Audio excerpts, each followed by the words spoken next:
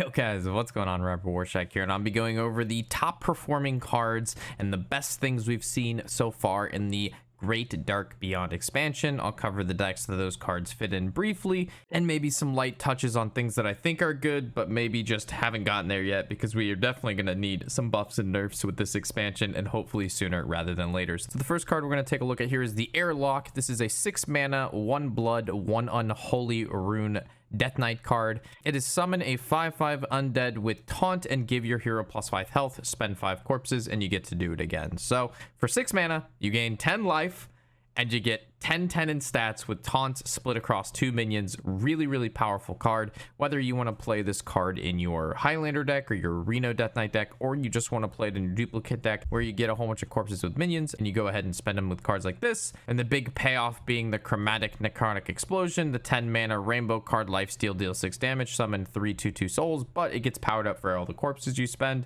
Obviously with a new corpse spender that spends 5 corpses and you get an insane benefit from it.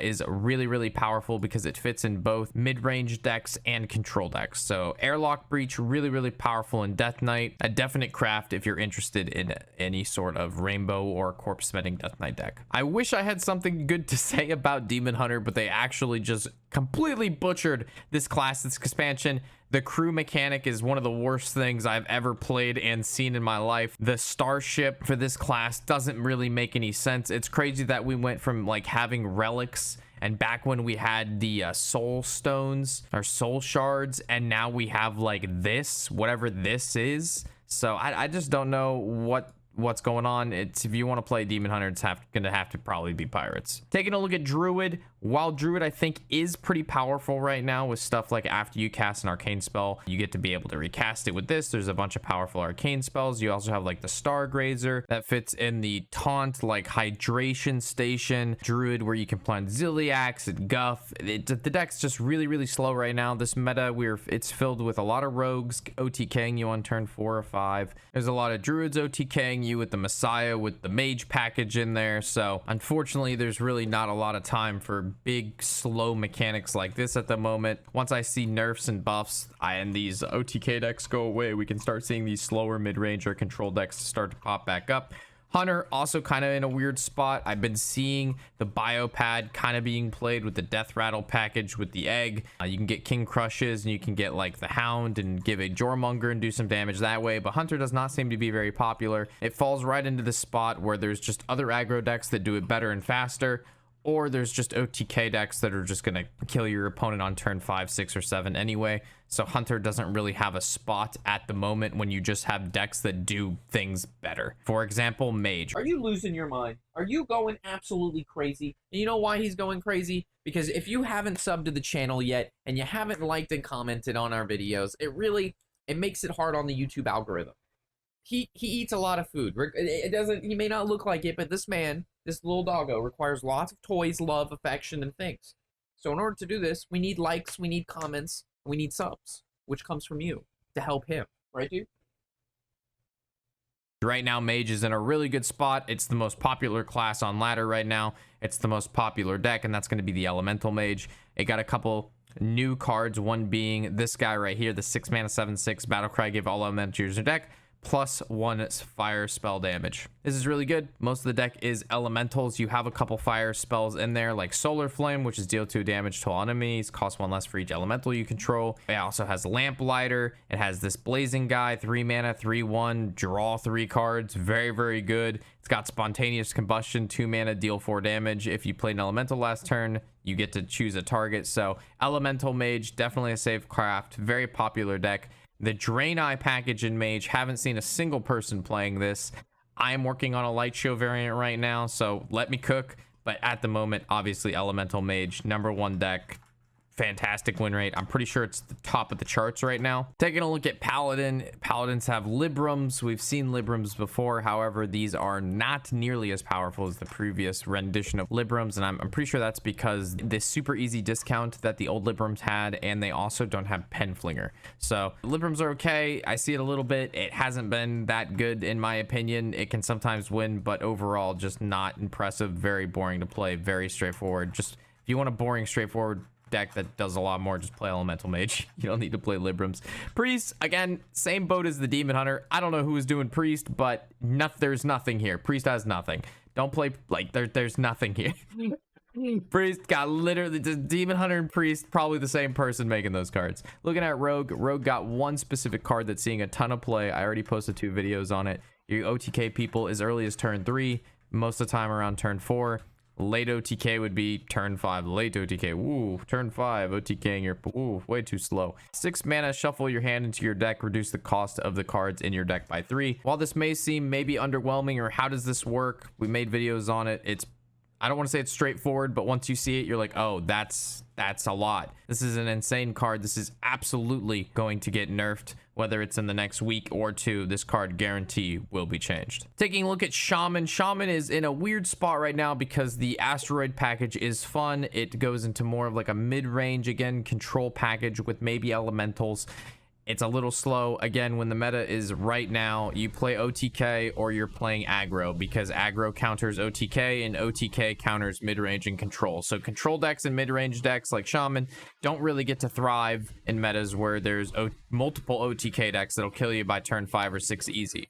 So a lot of aggro, a lot of OTK right now. Once the buffs and nerfs go out and we see less OTK, I think Shaman will be in an okay place with the asteroids. There's a lot of really cool stuff in Shaman that I think you can have a lot of fun with, but right now, fun and fair is not really what's shining right now. Warlock is also, again, in kind of a weird spot. There's nothing here that's going to OTK, and there's nothing here that's aggro. It's slow Starship stuff that summons demons. If you want to run Kill Jaden and the Wheel of Death, again, these are very slow, very late game combos that you're just gonna die. However, if things slow down, maybe this stuff gets played. But yeah, Warlock, absolutely nothing here.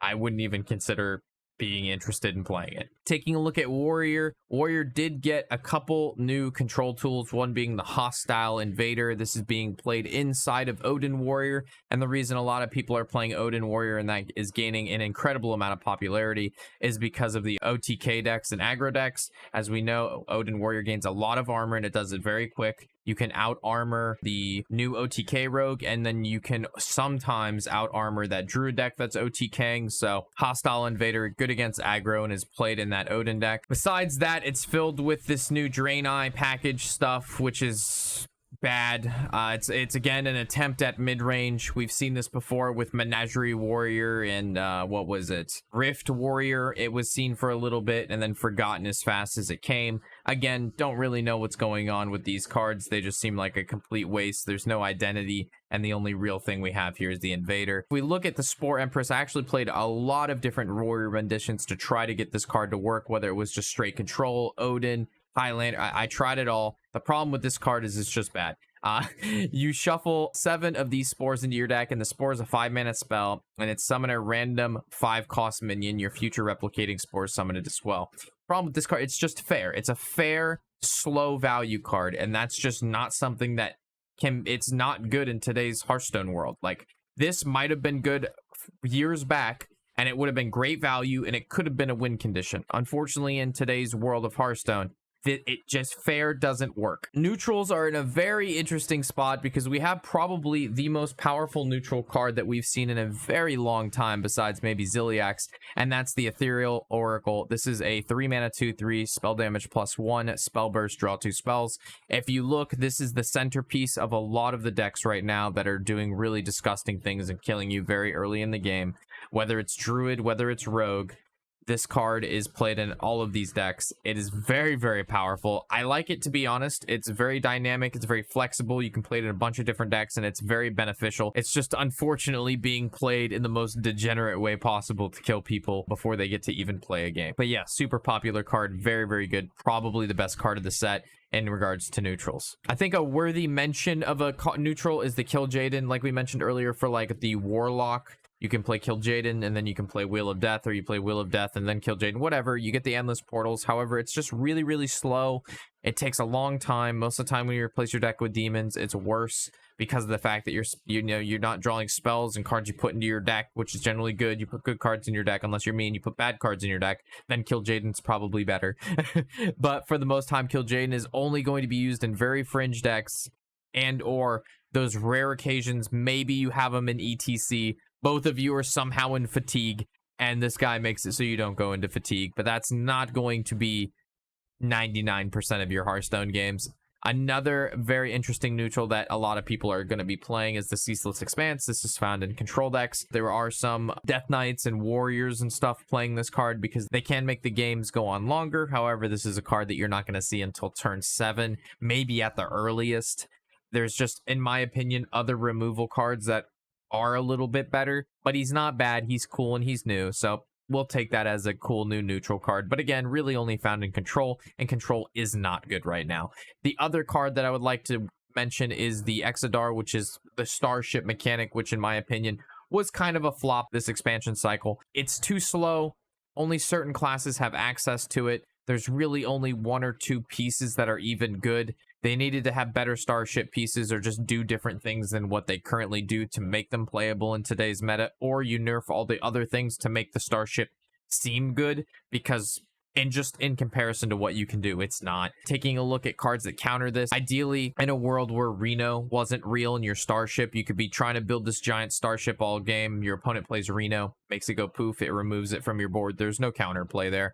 It's unfortunate that that has to be part of the mechanic of this card, as Reno was already previously really good. It was a very dominant sort of archetype, the Highlander decks, right? We already seen a lot of Reno. A lot of the best decks in the past metas have been Reno decks, and the new mechanic gets countered by, well, Reno. So really interesting choice of mechanic from the team to release this now and then still have Reno in the mix. So not really sure what's going on there, whether they buff this or nerf Reno. I don't see either one of those happening, but for a whole expansion to be built around Starships and Starships to see 0 play is quite disappointing in my opinion, but who knows, maybe they'll get better. With that, those are all of the notable cards that have stuck out to me and some ones that I think just needed to be chatted about. If I happen to miss out on anything that you're seeing that I didn't cover, feel free to put that in the comment section below. As always, I'm Robert Warshack, and happy whatever the hell day it is.